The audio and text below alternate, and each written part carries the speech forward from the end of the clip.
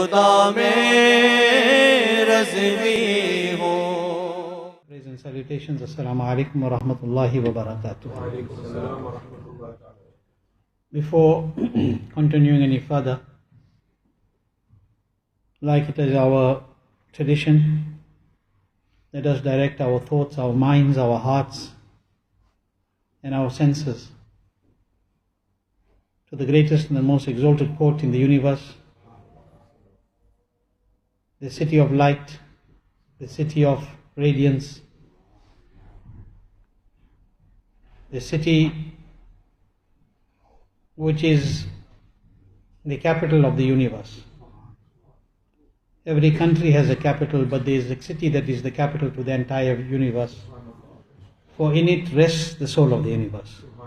So let us direct our hearts towards that court, the court of the beloved Rasul sallallahu alaihi wasallam, and in doing so let us collectively recite the Durood Sharif. Allahumma salli ala Sayyidina wa Nabiyana Maulana Muhammad wa ala ali Sayyidina Maulana Muhammadin wa ashabihi wa barik wa sallim sallu alayhi salatan wa salaman alayka ya Sayyidi ya Habibi ya Tabibi ya Rasulullah sallallahu alayhi wa sallam wa ala alika wa ashabika ya rahmatan lil alamin. When you read one Durood Sharif,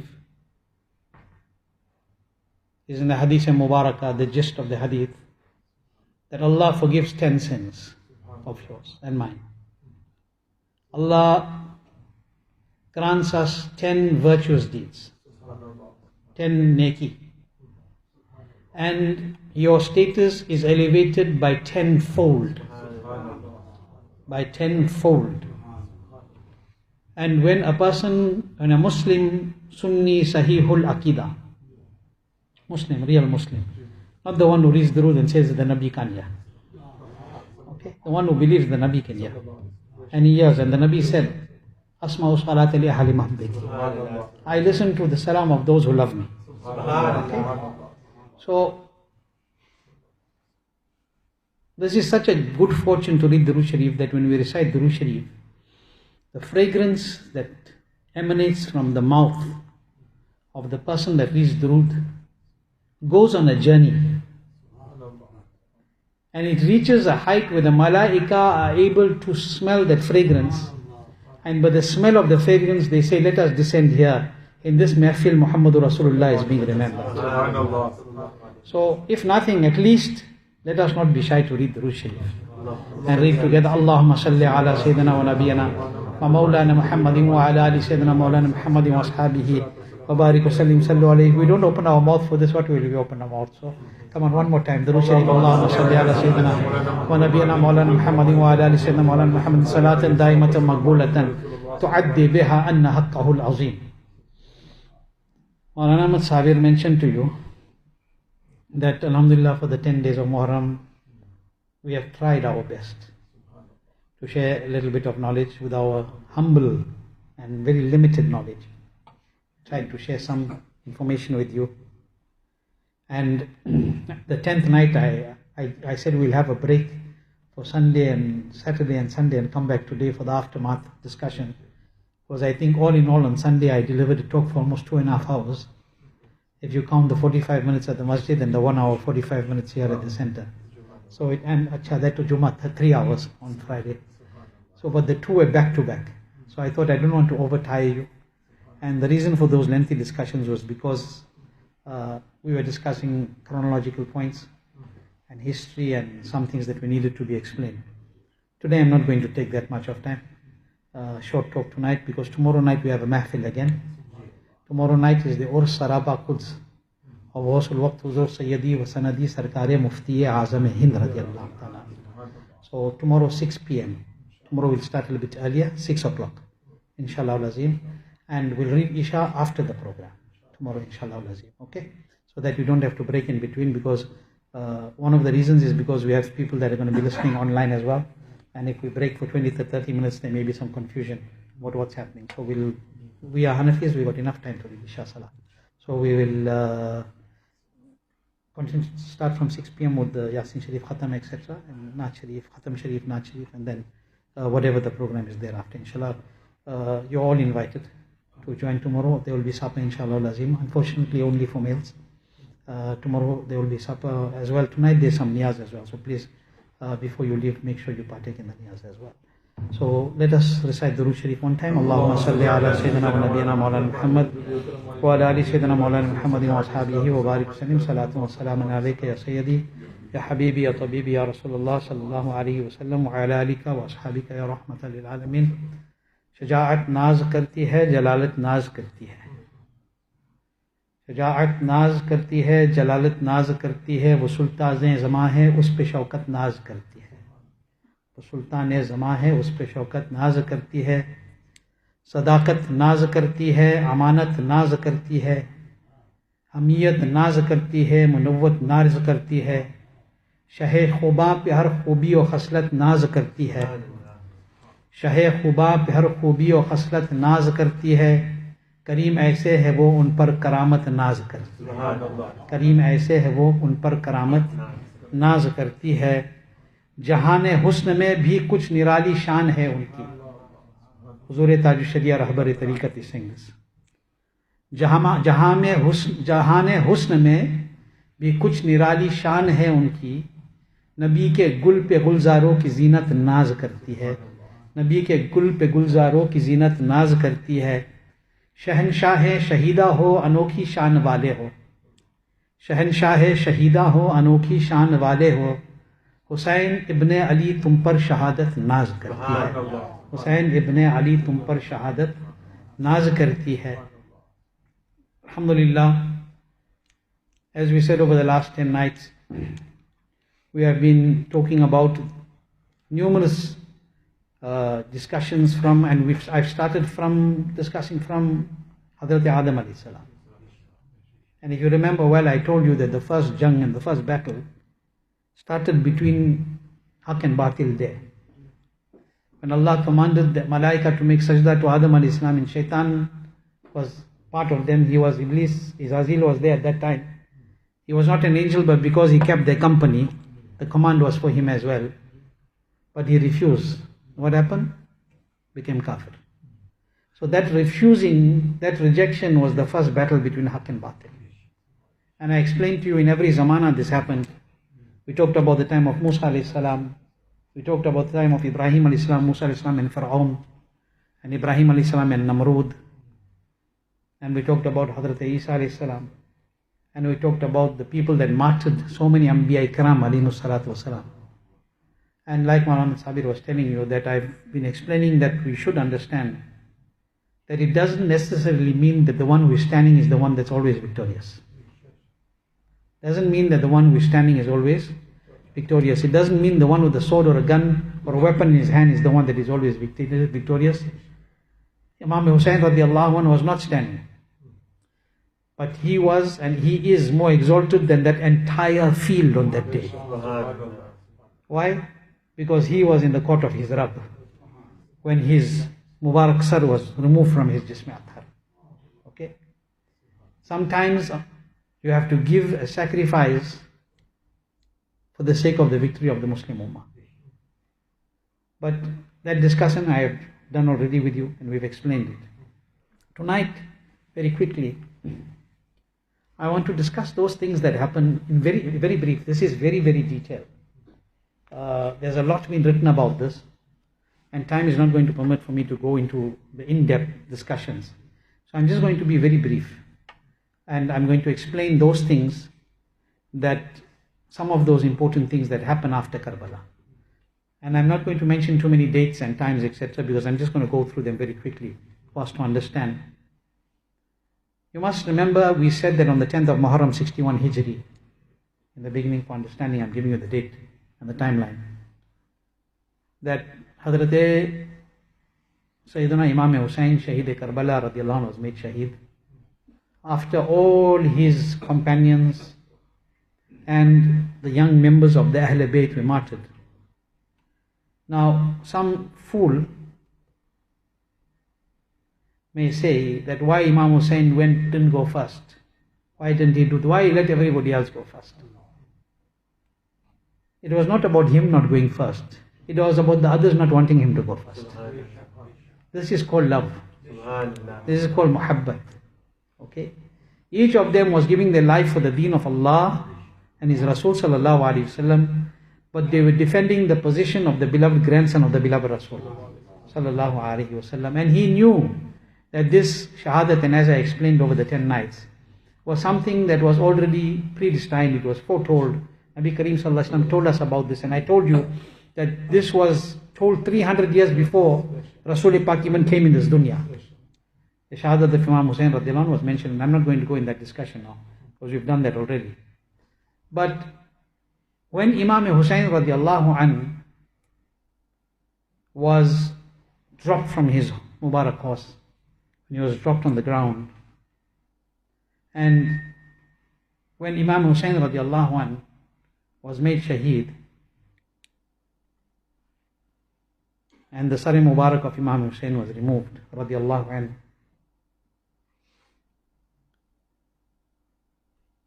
at that time Imam Hussain radiallahu anhu was so severely wounded.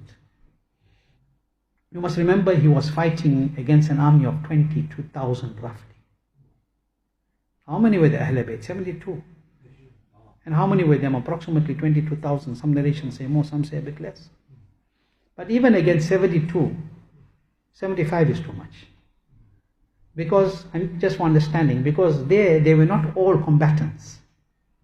There were women, there were children also, that were not there to take part in a battle. And as I said, Imam Hussain didn't go to fight. If he went to fight and he called for an army, he would have had a massive army. He didn't go to fight. I said to you before, he went because of the request of the people of Kufa. Okay? So he didn't go to fight. But when the time came, then each member of the Hussaini camp did that which none of the Yazidis could do. Why? Why? Because they were the ones on haqq. They were supported from the court of Allah, they were aided from the court of Allah and His beloved Rasul sallallahu alaihi wasallam. And we know they martyred even children in that battle. And they didn't care about Hazrat Ali Asghar even in the arms of his mother at that time. When he was given in the hands of Imam Hussain, they didn't care about him. Okay. Now when Imam Hussain radiallahu anhu was made shaheed, because we're discussing what happened after that, something to just think about. That this is the grandson of the beloved Rasul sallallahu alaihi wasallam. And the people who read the kalima have treated him this way. Those who call themselves Muslims were treating him this way. What was the reason for this? Because they were blinded by the love of this dunya. They were blinded by power and the position that they wanted. They didn't care about anything. All they cared about was getting power in the dunya. Okay. But after the shahadat of Imam Hussain radiallahu anhu, the Jism Mubarak of Imam Hussain radiallahu anhu was so wounded, इतने जख्मी थे उनके जिस्म पे. There were so many wounds on his Jism Mubarak. The scholars have said, the great scholars have said, that he had on his Jism Mubarak 33 wounds only from spears. 33 wounds, one man. 33 wounds only from spears, and 34 sword wounds. 33 spear wounds and 34 sword wounds, and they said the amount of arrows that had pierced him could not be counted. Itni zyada. So much he was attacked. What did he do all this for? To teach you a lesson. You don't compromise Allah's religion. You don't give your hand in the hand of a corrupt leader. You don't see who he is. You see what is the command of the deen of Allah. And that is what Imam Hussain did on that day. Today, people compromise their deen for little silly things, not realizing that how will you face Imam Hussain on the day of Qiyamah?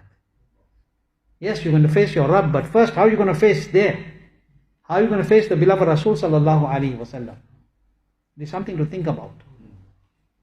Now, on this discussion and the aftermath of the Battle of Karbala,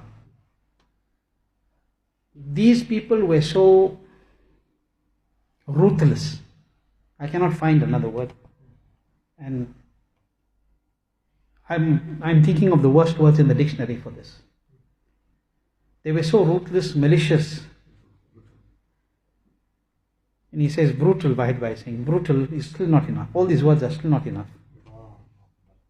That after they made Imam Hussain Shaheed and all after that, they were not happy. They still removed the clothing Mubarak of Imam Hussein radiallahu anh.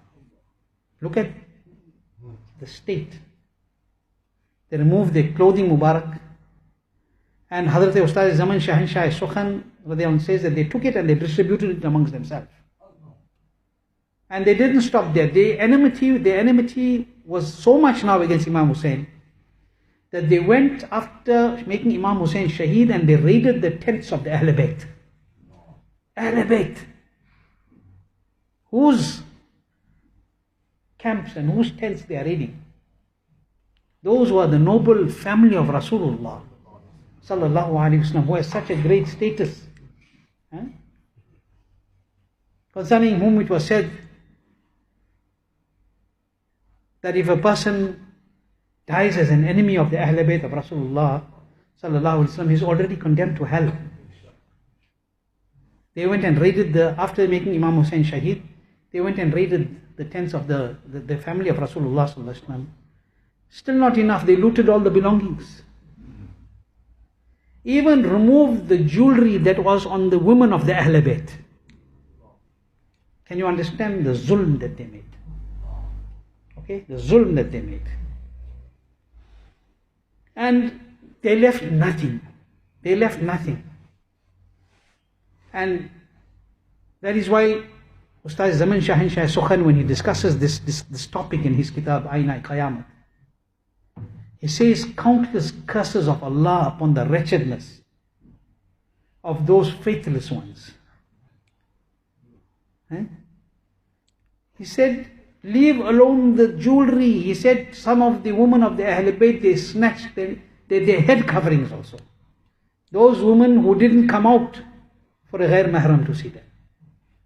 This is what these people did. They still not was satisfied with this. After all what they did, it wasn't enough. Okay? One of the Yazidis made an announcement on the plains of Karbala. Coward. He makes an announcement. Is there anybody that will trample the body of Hussein with the horses? They had just killed the grandson of Rasul Pak sallallahu alaihi wasallam. They had martyred the grandson of the beloved Rasul sallallahu alaihi wasallam. And now they are saying, is there anybody who will run horses over the Mubarak Jism of Hazrat Sayyidina Imam Hussein radiallahu anhu? It is stated that 10 cursed ones from amongst them spurred their horses and they trampled over the Jism Mubarak of Hazrat Imam Hussein radiallahu ta'ala. To the extent it is written in Al-Kamil fi Tarikh that the bones of the Jism Mubarak of Imam Hussein were crushed at that time. Think about it. What zulm they made. What zulm they made. And when they finished with this, the evil and the curse Shimr, he wanted even Hazrat Imam Zainul Abidin to be killed. The last reliable surviving member of the Ahl Bayt of Rasulullah sallallahu alaihi wasallam. He wanted him to be made Shaheed also. But they were not successful in that. Allah protects whom He wills when He wills. And He takes the shahadat of whom He wills when He wills, for the sake of strengthening His deen and for their honor and their glory. Okay. We're talking about after the shahadat of Imam Hussein. When they finished all of this, the Mubarak heads of the Shuhada Ikram were sent. Imam Hussein radiallahu anh, the head of Imam Hussein radiallahu anh, and all the Shuhada were sent with Khuli bin Yazid, a person by the name of Khuli bin Yazid, and Humayd bin Muslim was sent to Ibn Ziyad, the person that was the right hand of Yazid, the person that fulfilled and continued with the orders that were given to them. Okay? And he went far beyond anything that was said. Why? He wanted to show that he can be a forceful commander. Okay? When they came to Kufa with the Sar Mubarak of Hazrat Imam Hussein, and the heads of all the shuhada, they left their bodies in the plains of Karbala. Just like thrown on the plains of Karbala. And they took their heads and they went to Kufa. When they reached there, they found that the Darul Imara was closed. The government house the fort was already been closed. It was late at night. So, Holy took the head, Mubarak, of Imam Hussein, specifically, and he went to his house. Okay. He took it to his house. His wife's name was Nawar. He took it to his house and said to his wife, I have brought you something that will make you very rich. I have brought something in the house by which you will become very wealthy for the rest of your life. She asked him, what did you bring? He said, I brought the head of Hussein. Now, that statement alone told you why they did what they did. It was for wealth, it was for power, it was for position. Because he came and he said to his wife that what I brought home tonight is going to make you very wealthy. The rest of our lives we don't need anything. She cursed him when she heard that. His wife cursed him when she heard that. She said, people bring gold and silver and you have brought the head of the grandson of Rasulullah sallallahu alaihi wasallam. She said, Qasam Khuda ki. She said, by Allah, from today I will never live with you again. Go. I won't live with you. She left him. She chased him and he was adamant, but she didn't go near him. That night, this Mubarak woman who had love for the family of Rasulullah Pak sallallahu alaihi wasallam, whose husband was an enemy, but Allah put love in her heart. She says, throughout the night I saw a very powerful Noor, a very powerful light was shining from the Sar Mubarak of Imam Hussain radiallahu anhu. Very powerful bright light. And it would raise all the way up to the Asman. It went all the way up to the sky, this light. And I saw white birds were surrendering themselves over the head. They were making themselves qurban upon the head of Imam Hussain radiallahu ta'ala anhu. It is stated that when the Sar Mubarak of Imam Hussain radiallahu anhu was taken to Ibn Ziyad, the wicked Ibn Ziyad, that evil man, the moment the Sar Mubarak was taken to his court or to his house, blood started to flow from the floors and the walls of that building on its own. Khoon behne laga uske ghar se, uske makan se. Blood began to flow from the walls and from the doors of the house. What did he do? He had a cane in his hand. He took the cane and he was striking the teeth of Imam Hussain radiallahu anhu on the Sar Mubarak. And he said, after Imam Hussein's Sar Mubarak is in front of him, but see, look at his audacity. He's taking a cane and he's striking the blessed tooth, the teeth of Hazrat Imam Hussain on the Sar Mubarak. And he's saying that I have never seen anyone so beautiful. Look at how beautiful his teeth are. Allahu Akbar. There was no doubt about that. There was no doubt about it, but he was saying it sarcastically. He was saying this to say, look all of this, but look what has happened. He's gone. This was his way of insulting Hazrat Sayyidina Imam Hussain radiallahu ta'ala anhu. At that present time, Hazrat Sayyiduna Zayd ibn Arqam radiallahu anhu, very old and elderly Sahabi of Rasulullah sallallahu alaihi wasallam, was present there. Hazrat Zayd ibn Arqam radiallahu anhu. When he saw this, he got into Jalal. Old, very old.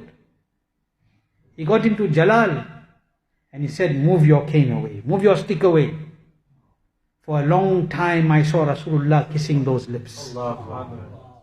Move your stick away.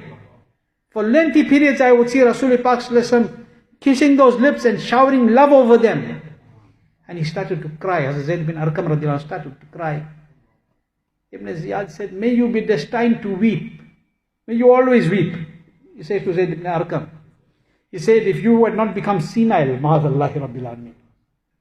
saying to Zayd ibn Arqam, if you had not become senile, I would have cut off your head also. Hazrat Zayd ibn Arqam got up because he could not bear what was happening there. He was a very old person at that time, but at least he spoke.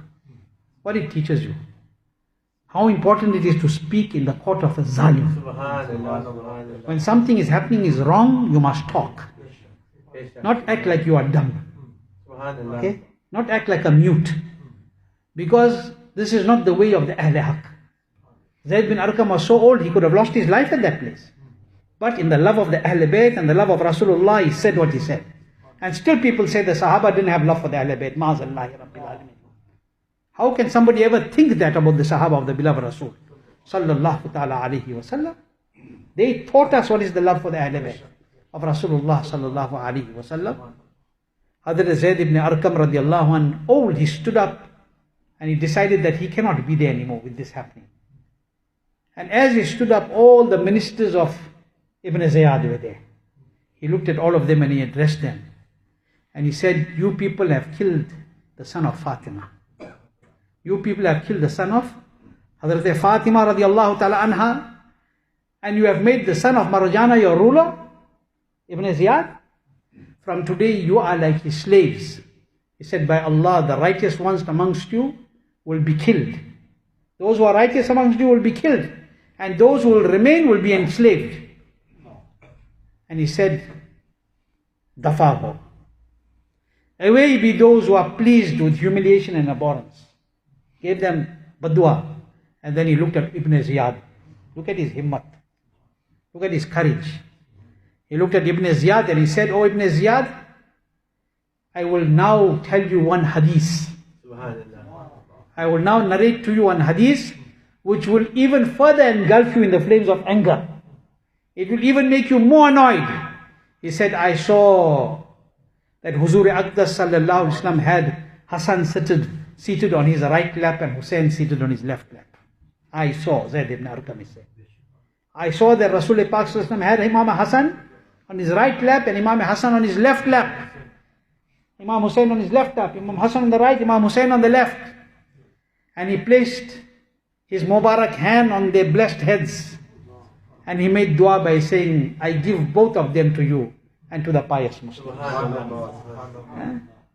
Then Hazrat Zayd ibn Arqam radhiyallahu anh said, Ibn Ziyad, look at what have you done with the amanat of the beloved Rasul sallallahu alayhi wa sallam. Look what you have done with the amanat of Rasulullah sallallahu ta'ala alayhi wa sallam.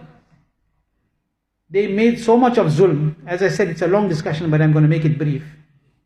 So much of zulm that they brought Imam Hussein radiallahu anh with a noose around his neck. Hazrat Imam Zainul Abidin, they brought Imam Zainul Abidin with a noose around his Mubarak head. He was extremely ill during the time of the Battle of Karbala. He was still ill. They shackled his hands. They put a noose around his neck. And they got the noble women of the family of Rasul Pak sallallahu alaihi wasallam to sit on bare-backed camels. No adab. Treated them so badly.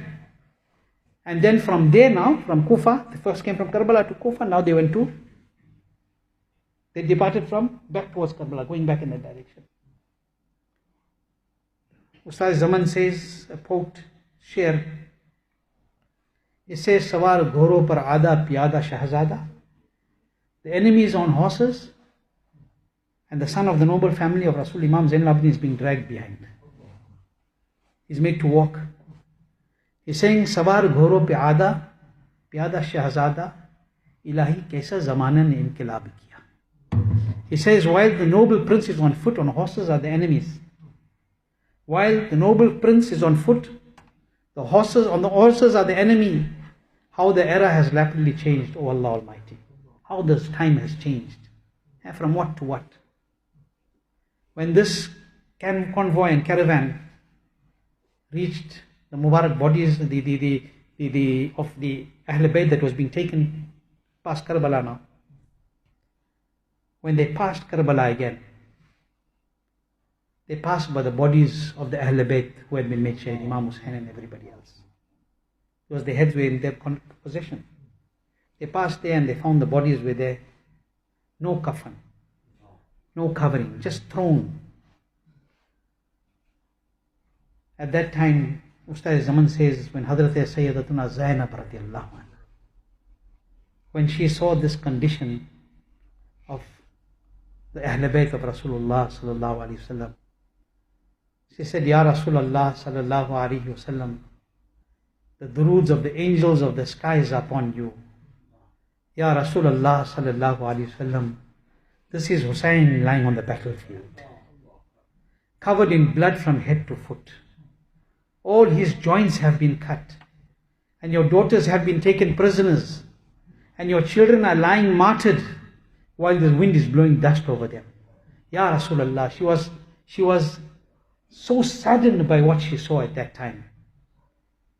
When this convoy, when they passed Karbala and they went, and it says that when they did reach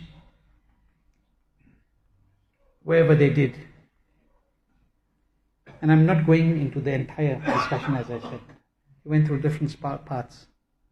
He's also said one thing that to be said when they were brought before Ibn Ziyad, he even disrespected Hazrat Imam Zainul Abidin, argued with him.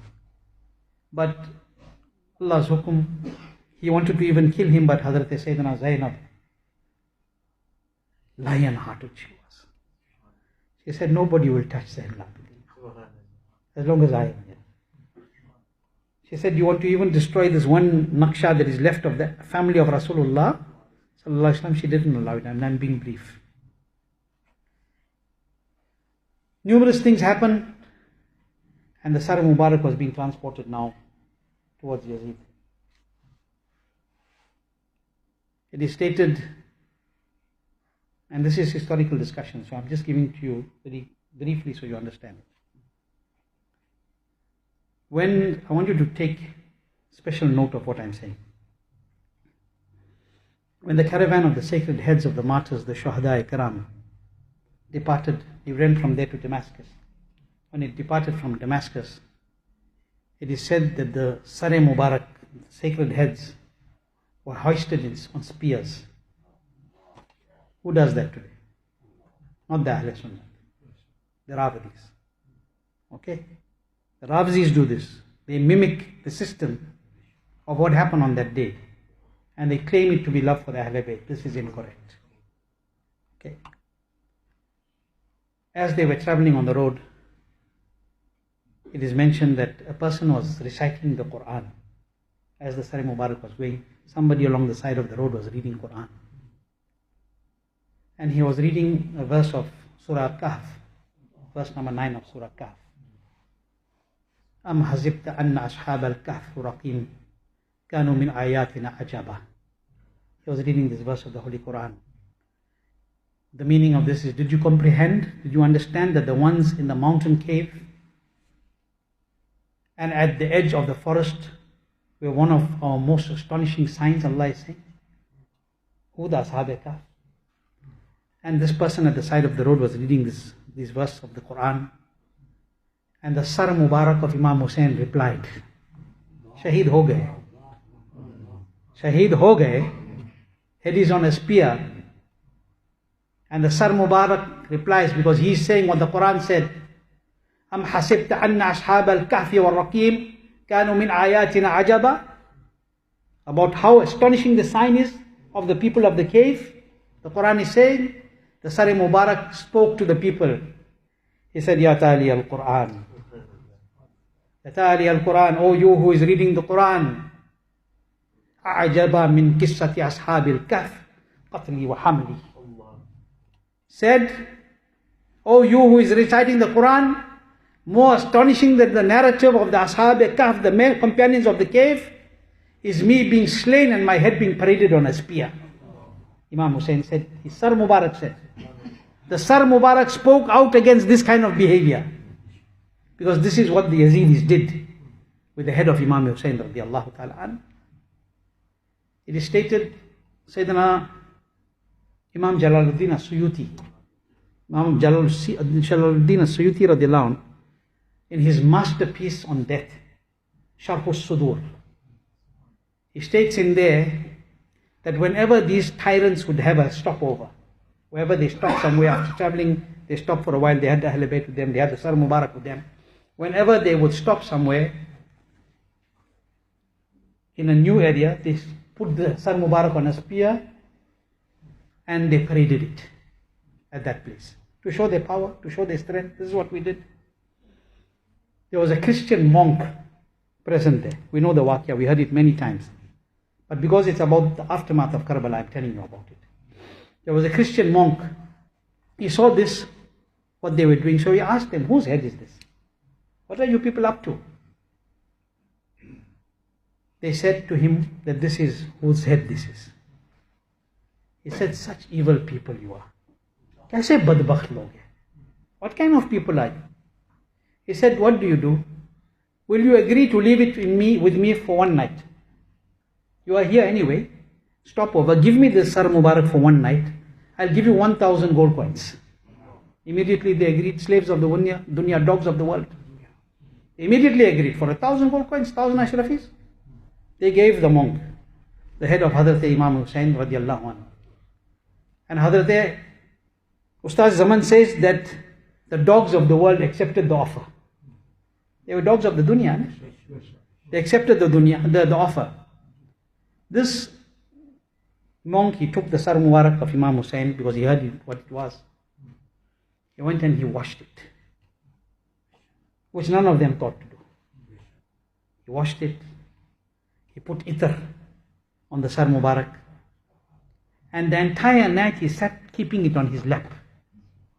The entire night he slept keeping it on his lap. And he didn't do anything else. He was just making ziyarat of it.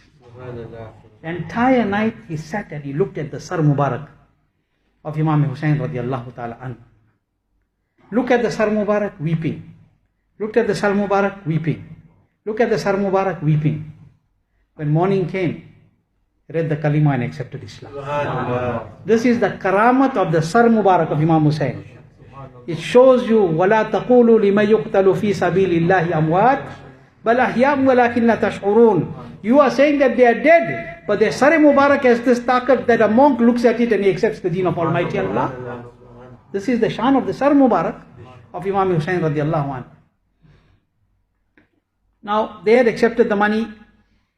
He spent the entire night looking at the Sar Mubarak. In the morning he accepted Islam. And some narration says that he joined the Ahl Bayt and served them for the rest of his life. Okay. In the morning, they were given the bag of coins, 1,000, 1,000 ashrafis. They shared it amongst themselves. After a little while, when they opened the bags, they saw that all had turned into clay. Each gold coin had turned into a piece of clay. On one side of the gold coin was written, وَلَا تَحْسَبَنَّ الَّذِينَ غَافِلًا عَمَّا يَعْمَلُ الظَّالِمُونَ. On one side was written, and never think that Allah is unaware of the activities of the zalims.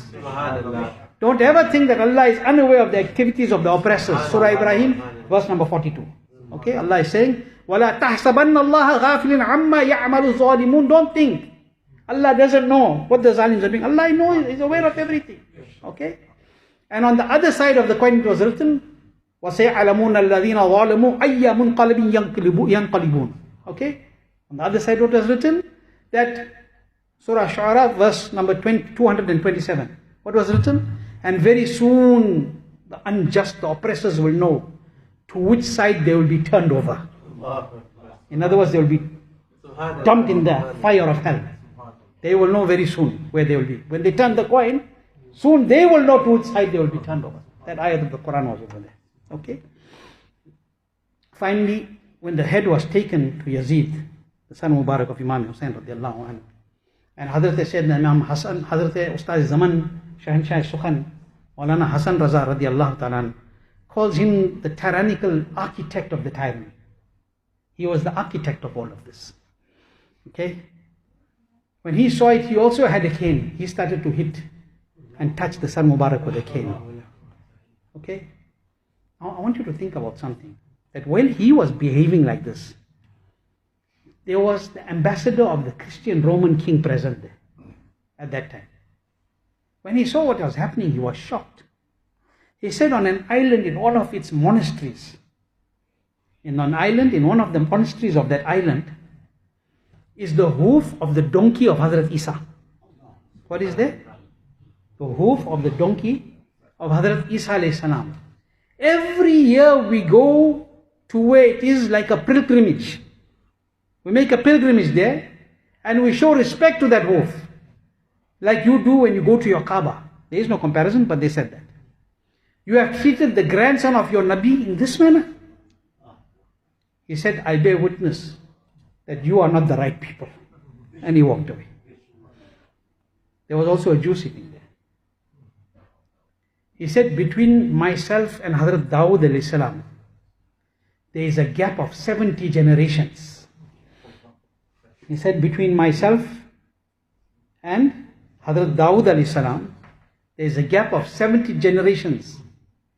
Yet the Jews respect me. And you on the other hand have killed the grandson of your Nabi sallallahu alayhi wasallam. Allah was letting them hear from the zuban of the others, the shan of the grandson of Rasulullah sallallahu alayhi wasallam, but it made no difference to them. Their aim and objective was dunya. After all that happened at the court of Yazid, being brief,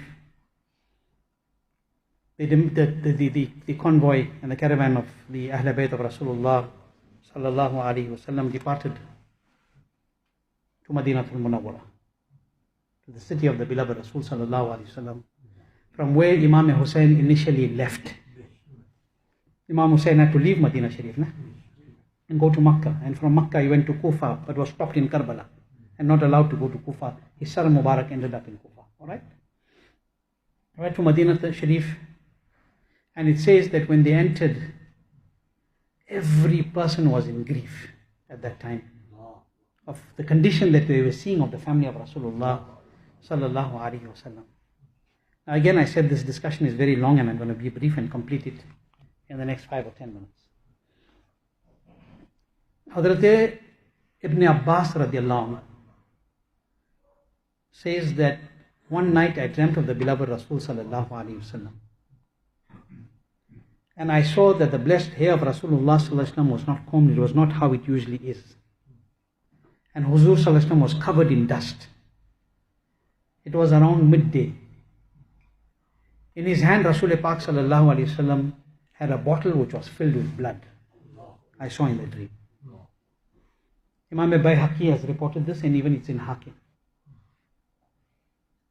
He said, I asked, Ya Rasulullah sallallahu alaihi wasallam, Ibn Abbas says, I asked, Ya Rasulullah sallallahu alaihi wasallam, what has happened? What is this? Nabi sallallahu alaihi wasallam said, this is the blood of Hussein and his companions. This is the blood of Hussein and his companions, and I've been gathering this since the morning. Hazrat Ibn Abbas radiallahu anhu said, I remembered the day that I had the dream. And when the news of Imam Hussein's shahadat came, I realized it was the same day on which I saw that dream. So Rasul Pak sallallahu alaihi wasallam, because the Nabi said, when you have seen me, you have seen only me. For shaitan can't take the form of Rasulullah sallallahu alaihi wasallam. That is why a person should never lie to say that he saw Rasulullah sallallahu alaihi wasallam, because he has made his abode the fire of hell. Because Nabi sallallahu alaihi wasallam said, one who attributes lies to me has made his abode the fire of hell. If you didn't see Rasul Pak sallallahu alaihi wasallam, don't say you saw. This thing is becoming very common nowadays.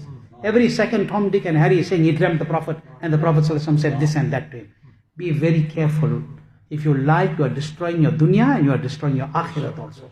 Please be very careful about this. Some very important discussions that great scholars like Hazrat Imam Jalaluddin Suyuti radiallahu anhu and other great scholars have mentioned is that after the shahadat of Imam Hussain radiallahu anhu, it rained blood from the sky. After the shahadat of Imam Hussain radiallahu anhu, it rained blood. It rained blood from the sky.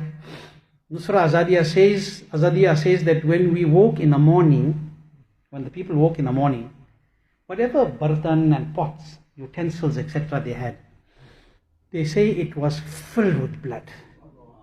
It was filled with blood, and they say that the sky became so dark on the time of the shahadat of Imam Hussain radiallahu anhu that the stars could be clearly seen in the daytime.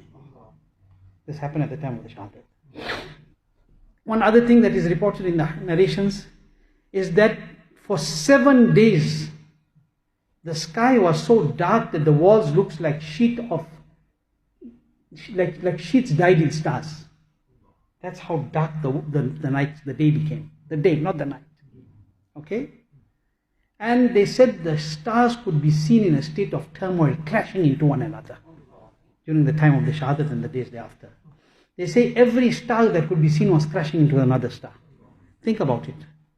Abu Sa'id says that throughout the world there was fresh blood under every stone which was lifted at that time. It rained blood from the sky. They say our clothes became old when we had our clothes hanging outside that got stained with that blood that was raining. He said our clothes were perished after years, but the effects of that never fade from our clothing. That effect of that never go away from our clothing. They say in Khorasan, Damascus and Kufa, there was blood on the walls and in the houses of the people also.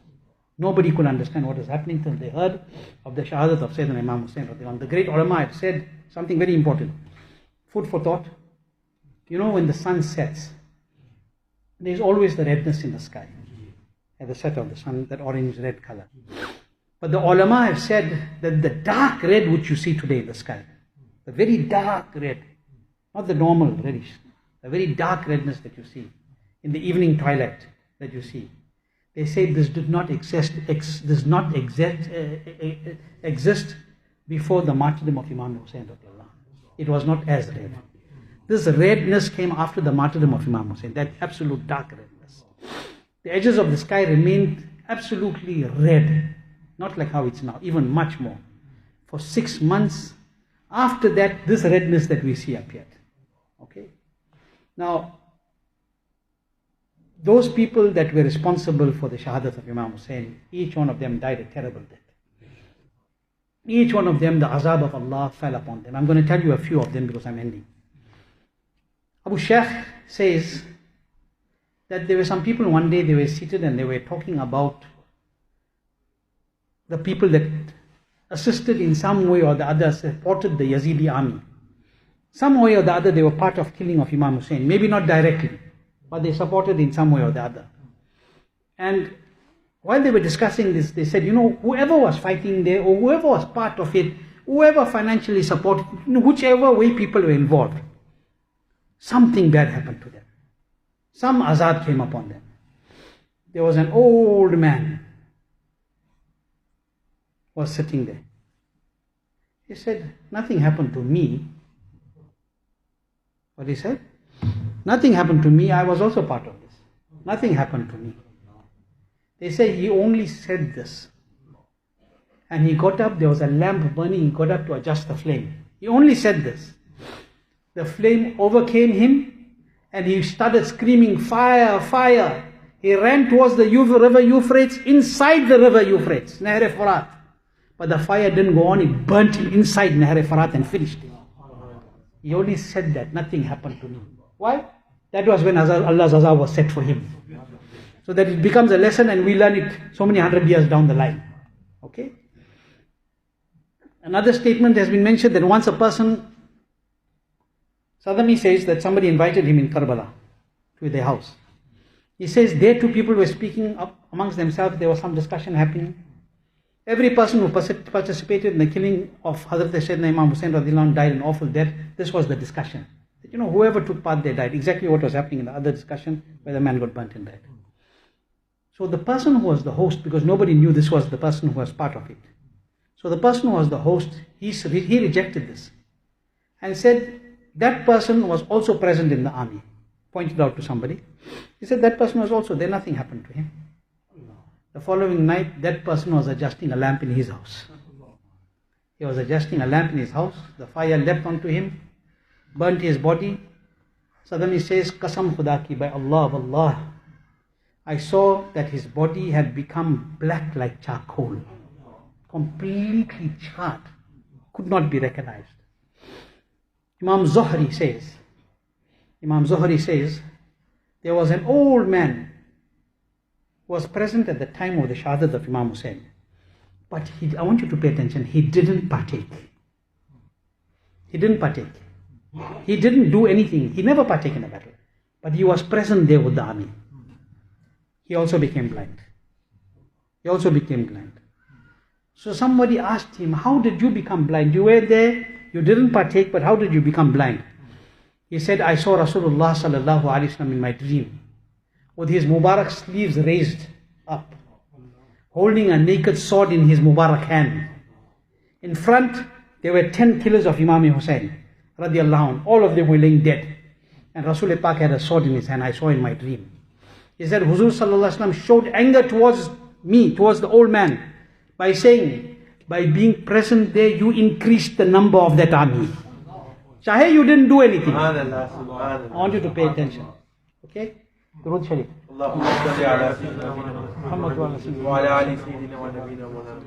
I want you to pay very careful attention to this. Rasulullah sallallahu alaihi wasallam is saying to him, he's seeing 10 people slain in front in his dream. There's a sword in the hand of Rasulullah sallallahu alaihi wasallam. And Huzur showed ghazab towards him. Ghazab ki nazar unki taraf ki. Rasul Pak sallallahu alaihi wasallam ne. And Rasul sallallahu alaihi wasallam said to him, by being present there, you increase the number of that army. You increase the number of that army. Rasul sallallahu alaihi wasallam put a single applicator of blood of the normal imam into that person's eyes. He said, when I woke up, I was blind. I want you to understand something. He was not partaking. He was only present. Rasul Pak said, you increase their number. Today, people go and sit with Wahhabis. They sit with Razvis. They sit with corrupt people who are against the Ahl Sunnat. Those people that tell you, don't make Imam Hussein's niyaz. Don't make Hospak's niyaz. Don't go to Khaja Garibun Nawaz Mazar. Don't go to Mazar of Allah Hazrat. Don't go to any Budurganiti. But you want to sit with them in their group. What are you doing? You are increasing the numbers. Those people will be held in contempt on the day of Qiyamah. Because they increase the numbers of deviants. They will be treated alike. Okay?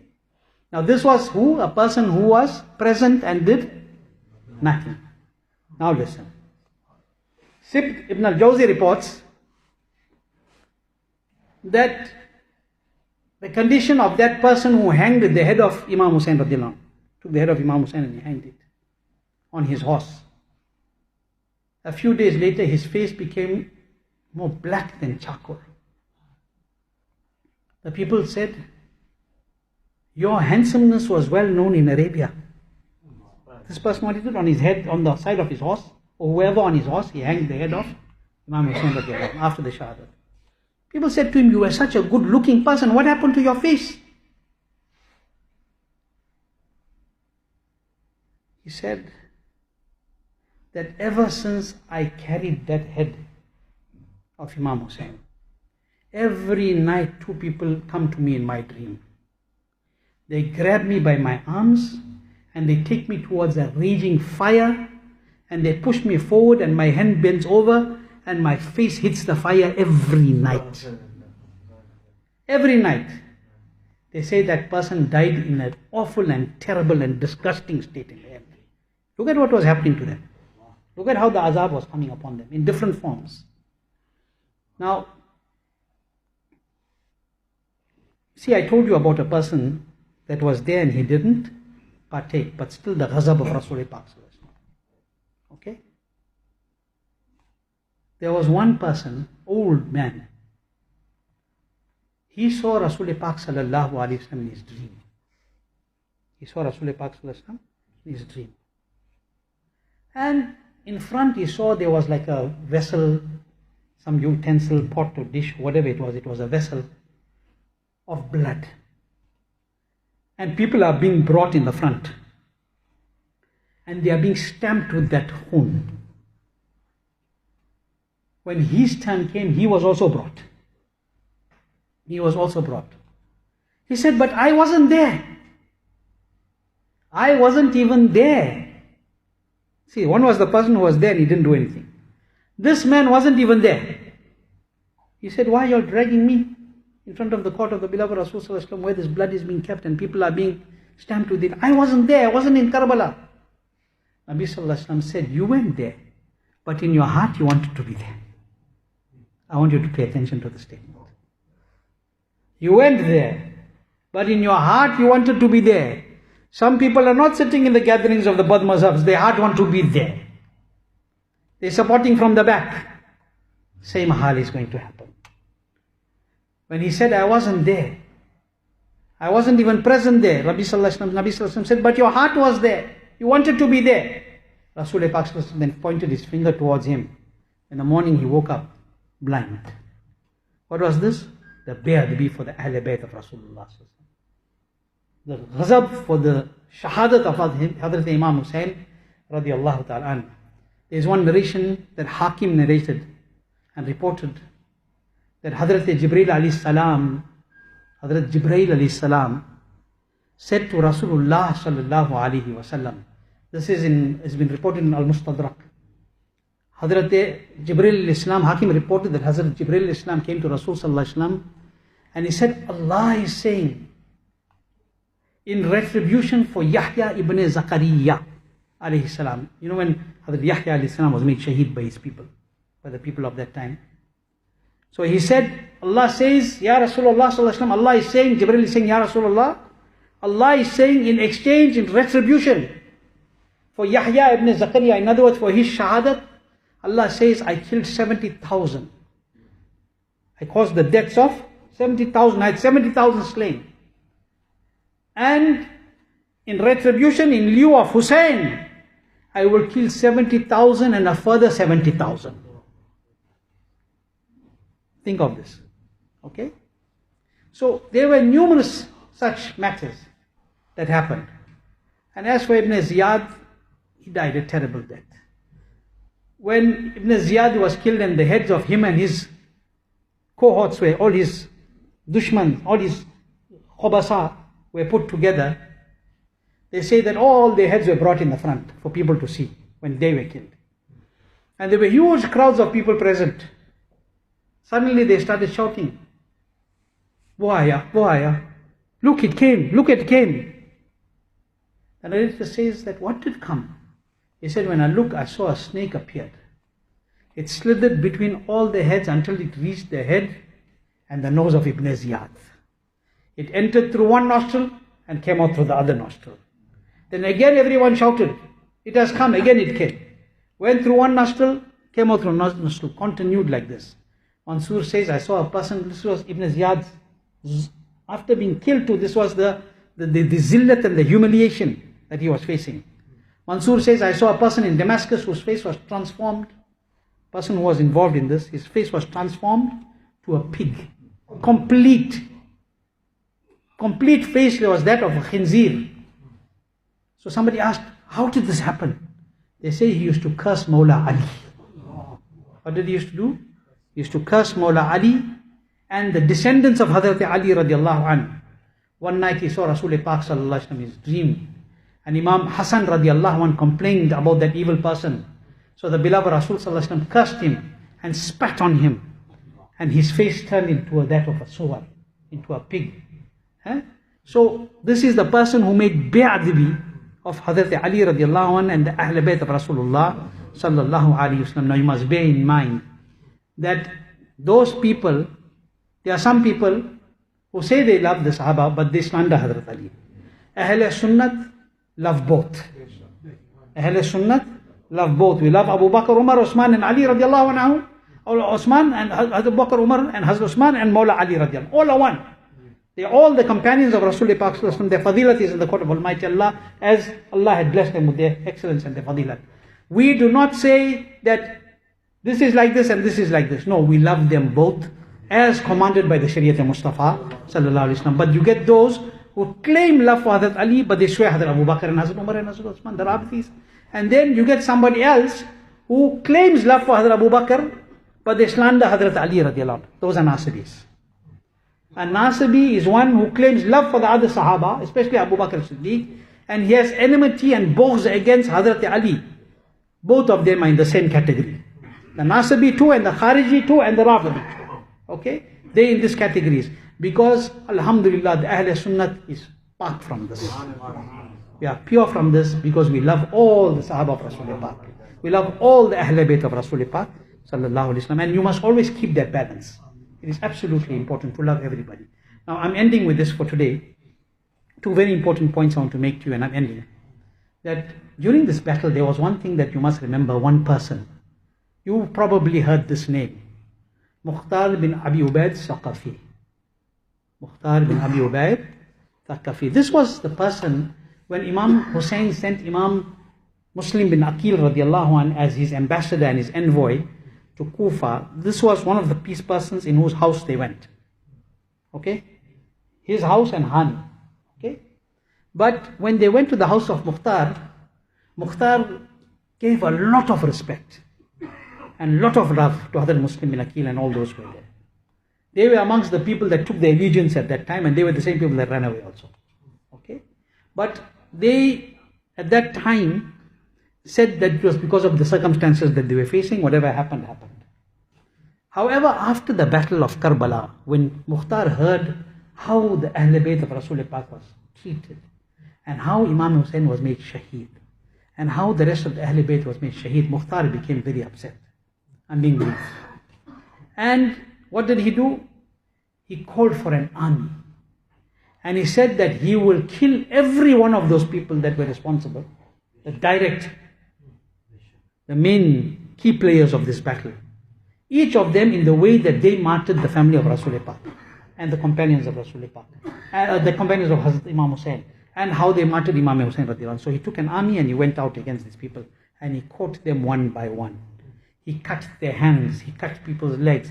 Those that did a certain way to Imam Hussein, the Shuhada, he did that to them. He destroyed so many of them. Okay? And in simple terms, Mukhtar was responsible for taking the vengeance.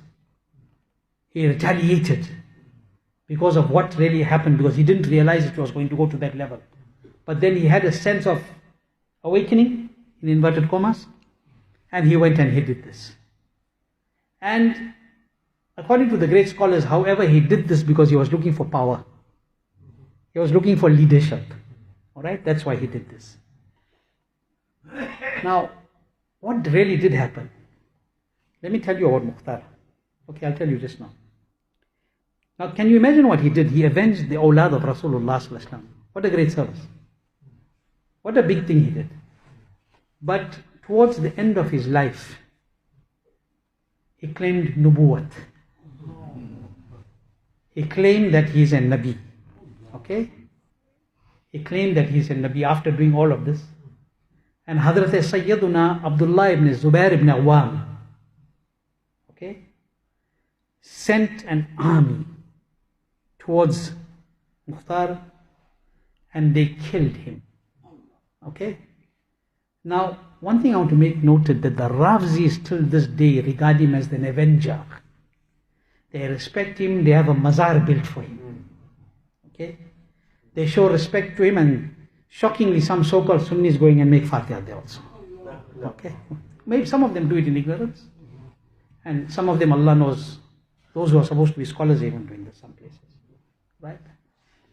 And this person has been clearly reported. Tarikh al-Khulafa, Tarikh ibn Khaldun, Tarikh al-Islam, clearly stated that he was a claimant of Nubuwwat and he was a Kazzab. And yet he is regarded as such a great person by these people. Now think about it. Why are they looking at it? He avenged, nothing else. But what about he claimed Nubuwwat? He claimed Nubuwwat, he was a false claimant of prophethood. There is no Nabi after Rasulullah sallallahu alaihi wasallam. Now, I want us to pay attention to one thing here, that today there is this sickness. I'm about to end. Today there is this sickness, this disease that people say, look how much work that family did. Look how much good things that person did 10 years ago. Look at what they did in the past. Even if that person became a Bad Mazhab today, they still say, but look at his past. And they sympathize with Bad Mazhabs for this. Think for a moment. Hazrat Abdullah ibn Zubair didn't know what Mukhtar did before this. It didn't count. What counted is the present. What he did thereafter. What did he do? He claimed to be a Nabi. It wasn't seen that he avenged Imam Hussein. It wasn't seen he avenged Ahl Bayt.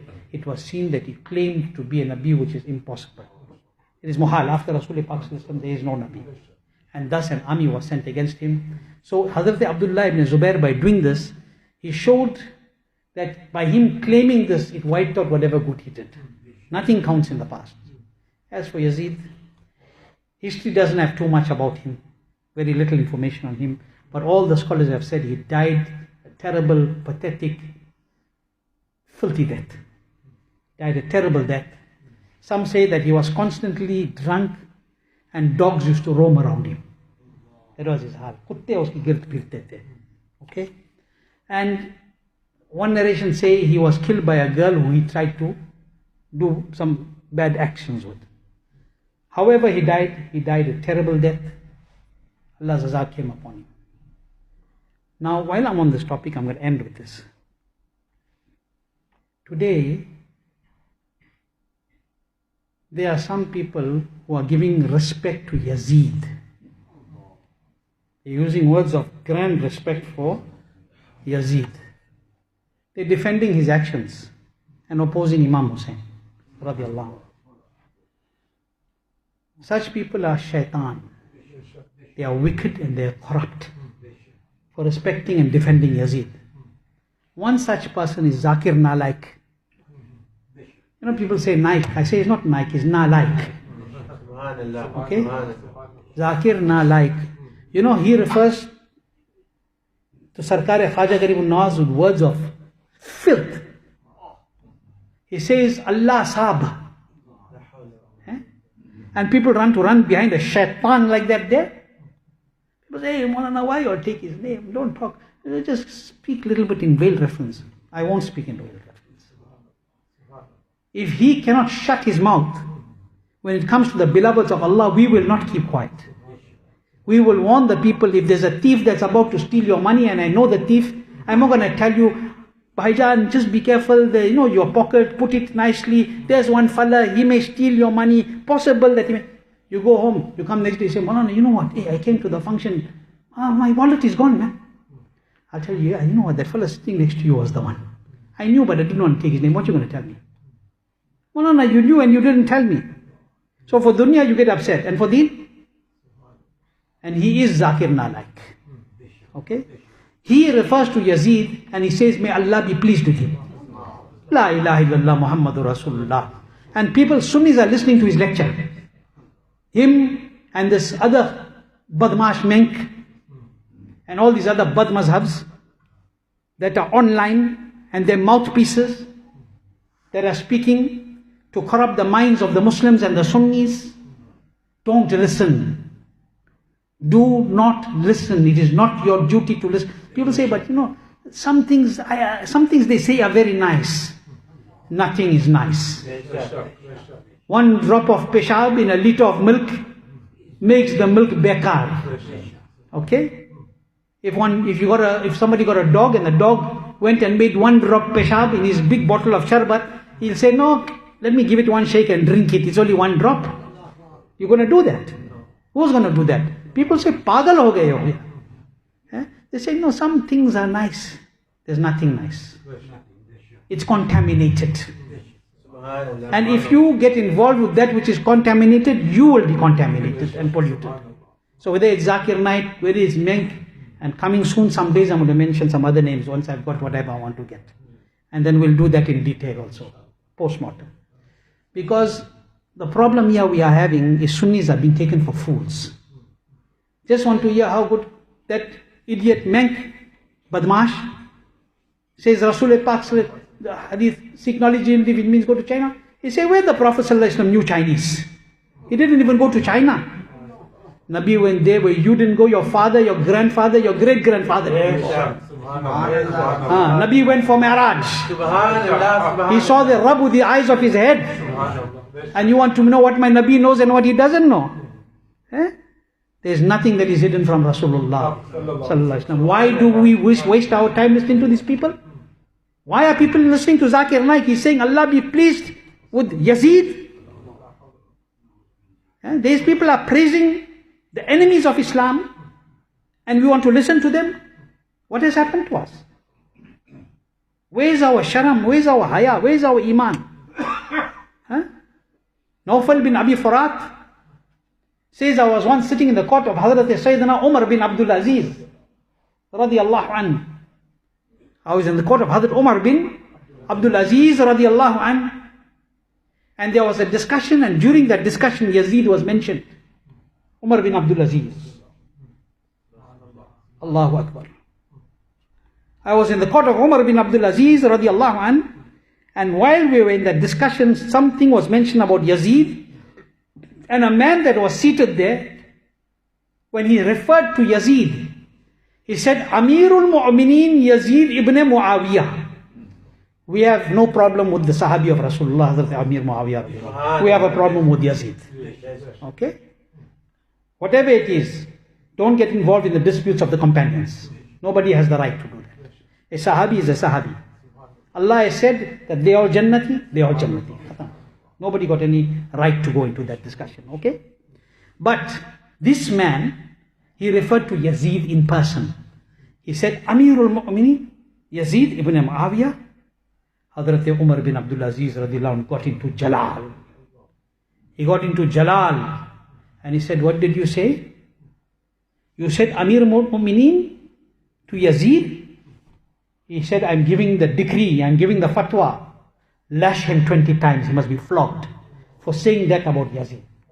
20 lashes for saying leader of the Muslims to Yazid. And that shaitan who is saying, may Allah be pleased. Huh? What is his hal? So keep this in mind. This is the brief discussion of what happened after Karbala. Very brief discussion. I have not gone into the detail. Scholars like Imam Suyuti radiallahu anh and other great scholars have written a lot on this discussion. Allama Sadullah Fadil Naimuddin Muradabadi radiallahu anh has written a lot. Tarikhul Khulafa and the names that I mentioned, Tarikhul Islam, etc. There's a lot of information on all of these things. But time doesn't permit. Imam Bayhaqi has mentioned a lot of things as well. Hazrat Sayyidina Imam Ibn Hajar Makki radiallahu anh has also mentioned a lot of information, but unfortunately time doesn't allow us. I still took more time than I expected to take today. I apologize for doing so. Allah give us barakat in your time. But we've done it for 10 days. I thought let's wrap it up with a discussion that we know what you want. And I wanted to point out these things where these people are corrupting the minds of the Ahl Sunnah today. Sunni should stay with Sunni. Don't go by anybody else. Don't go by anybody else. Allah, we are the Ghulams of Rasulullah sallallahu alaihi wasallam. You have the Ahl Bayt, you have the Sahaba, you have Ghaus Pak, you have Khaja Garibun Nawaz, you have Ala Hazrat, you have all them. What do you want to go anywhere else for? What is the reason for that? Huh? Protect your iman. The most important thing is your iman. Lose your wealth, lose your money, lose everything. Don't compromise Allah's deen. That's the Husseini message. That is the message that Imam Hussein gave on Karbala. That don't give your hand in the hand of a corrupt. Don't read namaz behind a corrupt. Imam Hussein never go. There were 22,000 on that side. Imam Hussein didn't go. Hazrat Sayyidi Muhaddis Kabir says, leave alone Imam Hussein. One child from this side didn't go on that side. One child from this side didn't go and read namaz on that side. There were 72 here. There were 22,000 there. I say this every year. I am repeating it. There were 72 here. There were approximately 22,000 or whatever on the other side. Thousands more. 72 here. 22,000 there. Everybody today tells you, no, you must go with the big Jamaatis. If that was the policy, then on that day, if you were there, you would have left Imam Hussein's Jamaat. Those who made this statement. Okay? It's not about the numbers, it's about who is more exalted. You don't look at how big the Jamaat is, you look at who the Imam is. Here the 72 were few, but the Imam was Hussein. Okay? So this was the big Jamaat. And this will always be the big Jamaat. So please pay attention to this. Sunnis are going and reading namaz whoever they feel like today. Because you go to that one, then you rub shoulders with the man driving the better car and you'll get a better business. Don't do that. Don't compromise the deen. Sometimes the things I say, you don't like it, but I have to say it. It needs to be said. We have to be blunt when it comes to protecting iman. And alhamdulillah, we lectured 10 nights, lectured the 11th night, not for any nazarana. Okay? Not for any nazarana. We're doing this so that we may attain the mercy of Allah and His Rasul sallallahu alaihi wasallam, and so that we may pass a message that is true, that is haq. Somebody doesn't like what I said in the 10 days or 11 days, or doesn't like what I say at any time when it comes to these issues. I don't care. I'm being serious, I don't care. It makes no difference to me, whether you like it or not. The idea is for us to say what is haq. Look at Hazrat Zayd ibn Arqam. Old person at that time. When he saw Bi'adbi, he stood up and he spoke. You know when you should speak? When nobody is speaking. Everybody wants to speak when everybody is speaking. When nobody is speaking, we become mute. We keep quiet when there's an attack on our deen. Speak, Allah will reward you for that thing. And you're scared somebody's going to swear me, somebody's going to hit me, somebody's going to kill me. So what? It's in the way of Allah. The Sahaba Ikram didn't think that there. How much of zulm was done on them when they went to Rasulullah sallallahu alaihi wasallam. But they didn't care. But look what they got. What Hazrat Bilal went through. Burning sands of Arabia. They said that the boulders that used to be placed on the back and the Sina Mubarak of Hazrat Bilal were so hot that if raw meat were placed on it, it would cook. It used to be placed on his jism. He had daghs on his jism. But you know what all that dagh was? That became dagh ishq Nabi. These spots and these marks in the love of Rasulullah sallallahu alaihi wasallam. How much zulm he went through. Did he care? He went on. But today, when you take his name, you say Sayyiduna Bilal. Bilal, our master, our leader. Radiallahu. So, do not ever, the message of Karbala, the message of Imam Hussain, the message of Hazrat Ali Asghar, who gave his ruh in the hand of his father, for the sake of Islam, is a message of non-compromise. And I said this before, Islam is a deen of sacrifice, not a deen of compromise. If we understand this, our dunya will be fine, our akhirat will be fine. We rather live as beggars than betray the deen of Allah and His Rasul sallallahu alaihi wasallam. What is the use of all the dawlat? But if you live firmly, you will be tested with hardships. But after that, Allah will give you so much, you yourself won't know where it came from. Okay? And you will get here too, and you will get in the akhirat too. Allah keep us with iman. Let us leave this world with iman. All those that have asked me to make dua for them and for their families, dua for all of them. Those that are ill in the Ahl Sunnah, Allah exalt them and grant them shifa. Those that have passed away in Ahl Sunnah, Allah bless them with a high place in Jannatul Firdaus. Once again, I apologize for taking more time of yours. Allah give you barakat in your time. I'll apologize for taking your time. I'll apologize for making you sit for so long, especially our elders on the floor. But I won't apologize for attacking any Bad Mazhab. Okay? That there's no apology for. Because that we are very happy to do. Okay, you must never apologize. You must never say something about a Bad Mazhab and say, hey, sorry if I hurt somebody's feeling. I'm saying it to hurt their feeling. That's my idea. I want to hurt them. Whichever way I can do it to hurt them. I want to do that. Ghaiz mel jal jaye pe dino ke dil. Ya Rasulullah ki kasrat kijiye. That's what Allah. Okay? This is the Hussaini message. Allah keep us with iman. Allah bless all of you with barakat in your time. Especially, our little children. These kids have